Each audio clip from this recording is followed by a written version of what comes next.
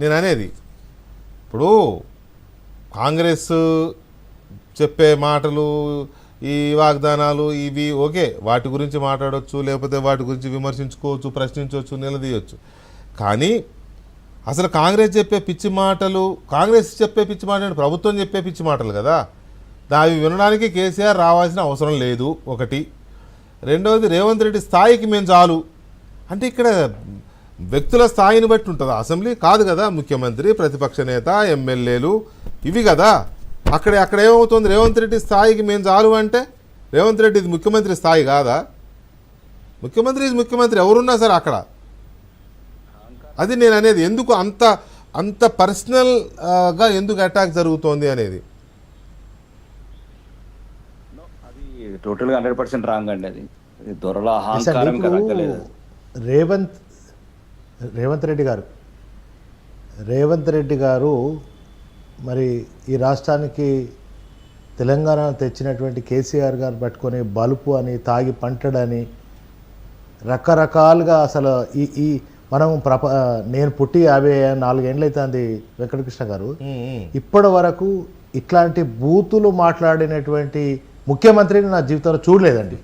నేను ఒక శాసనసభ్యుడిగా, నేను శాసనసభకు వచ్చిన ఇన్ని సంవత్సరాలు రాజకీయాలలో ఉన్నా, తెలంగాణ ఉద్యమంలో ఉన్నా, కానీ ఈ బూతులు తిట్టే పద్ధతిగా కేటీఆర్ పట్టుకొని చిప్పలు కడుక్కుంటాడు, మళ్ళీ అమెరికా పోతాడు, కొండ సురాక కేటీఆర్ గారిని పట్టుకొని ఇష్టం వచ్చినట్టు మాట్లాడి, కవితక్కని ఇష్టం వచ్చినట్టు మాట్లాడి, అంటే నేను ఏమంటున్నా అంటే ఆయన హరీష్ రావు గారు పొడుగు గురించి మాట్లాడు. ఇది వ్యక్తిగతమైనటువంటి ఆరోపణలు, వ్యక్తిగతమైన విమర్శలు, వ్యక్తిగతమైన తిట్ల పురాణం కాదంటారా వెంకటకృష్ణ గారు? అంటే తెలంగాణ జాతిపిత అంటారు, ఆయన ఒక గాంధీలాగా చూస్తారు.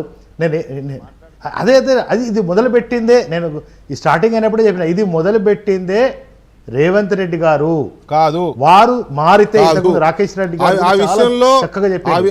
ఆయన ఒక ముఖ్యమంత్రిగా రేవంత్ రెడ్డి గారు కాదు,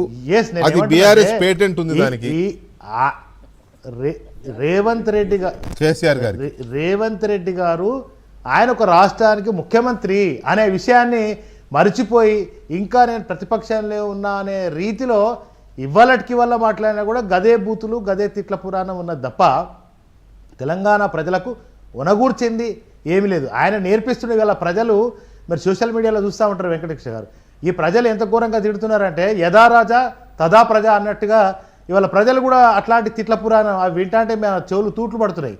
అంటే ఈ వ్యవహార ధోరణి మారాలి. ఎవరు మాట్లాడకూడదు, ఎవరు మాట్లాడినా తప్పే. అది ఇది కరెక్ట్. బీజేపీ మాట్లాడినా, బీఆర్ఎస్ ఎవరు కూడా ఆ తిట్లు అనేది కరెక్ట్గా. నేనేమంటున్నా, నేను వెంకటేశ్వర గారు నేనేమంటే ఎవరైనా తిట్లదండి. అంటే ఇప్పుడు కేసీఆర్ గారిని అసెంబ్లీకి పిలిచి అంత పెద్ద మనిషిని రాష్ట్రం మొత్తం ప్రజలతో గుండెల్లో పెట్టుకుంటారు. అటువంటి వ్యక్తిని పిలిచి అవమానిద్దామని అనేక సార్లు వారు కాలు దూవుతున్నట్టు, కవ్వింపు చర్యలు చేస్తున్నట్టు మనం చూస్తున్నాం కదా. అంటే నిండు అసెంబ్లీలో వారిని పిలిచి గతంలో ఆ తెలుగు రాష్ట్రాల్లో ఆ చంద్రబాబు నాయుడునో, ఈ వైఎస్ఆర్ జగన్ను అవమానపరిచినట్టు వాళ్ళు తిరిగి అసెంబ్లీకి రాకుండా చేసినట్టుగా జరిగే నేపథ్యం కూడా ఈ తెలంగాణలో జరిగే ఒక ప్రక్రియ జరుగుతుంది. వాస్తవంగా మరి రేవంత్ రెడ్డి గారికి హరీష్ రావు సరిపోతాడా, కేటీఆర్ సరిపోతాడా కాదు అంశం. ముఖ్యంగా ఈ రాష్ట్రంలో జరుగుతున్న పరిణామాల దృష్ట్యా మరి కేసీఆర్ గారికి ఆనాడు నడుము వస్తారు. వారు రాజకీయ భాష